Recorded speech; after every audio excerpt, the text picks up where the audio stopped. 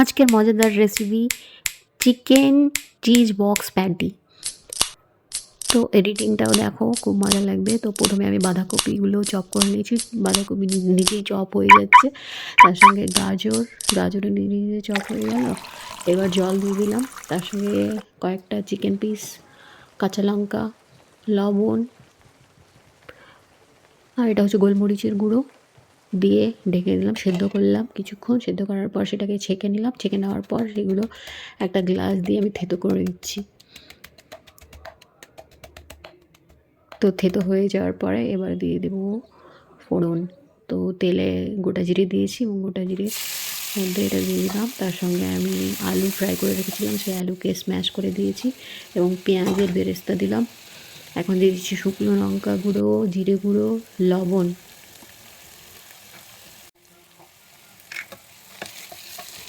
এটা হচ্ছে বিরিয়ানি মশলা, যেহেতু আমি কোনো গরম মশলা দিইনি তাই জন্য বিরিয়ানি মশলা দিলাম। তোমরা চাইলে গরম মশলা দিতে পারো। আর এটা স্প্রিং অনিয়ন, এটা আমি ছাদ বাগান থেকে তুলে আনলাম, সেটাকেই দিলাম। এবার আমার পুরটা রেডি হয়ে গেল। এবার এটাতে আমি অর্ধেকটা পুর নিয়েছি, তাতে 2 চামচ মেয়োনিজ দিলাম, সয়া সস দিলাম, তারপর এটা হচ্ছে ইমলি সস, আর এটা হচ্ছে টমেটো সস। তো আপনাদের কাছে যত রকমের সস থাকে দিয়ে দিবেন। আর এটা হচ্ছে চিজ কিউব, চিজকে গ্রেট করে দিলাম। এবার সব কিছু মিক্স করে নেব।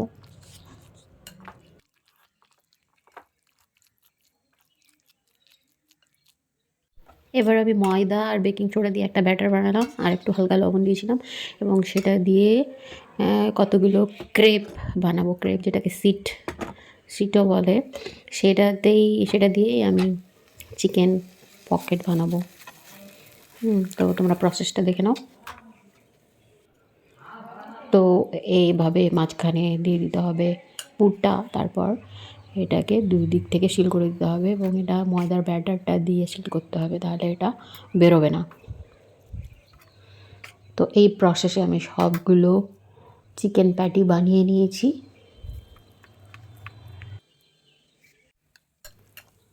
এই যে দেখো, আর একটা দেখিয়ে দিলাম।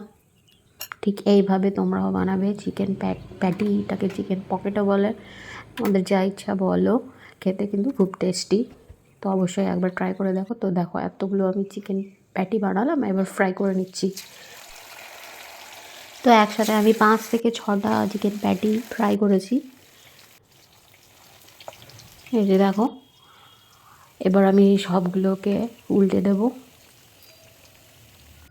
তো 2 দিকে ভালো করে ফ্রাই করার পর চিকেন প্যাটি একেবারে রেডি।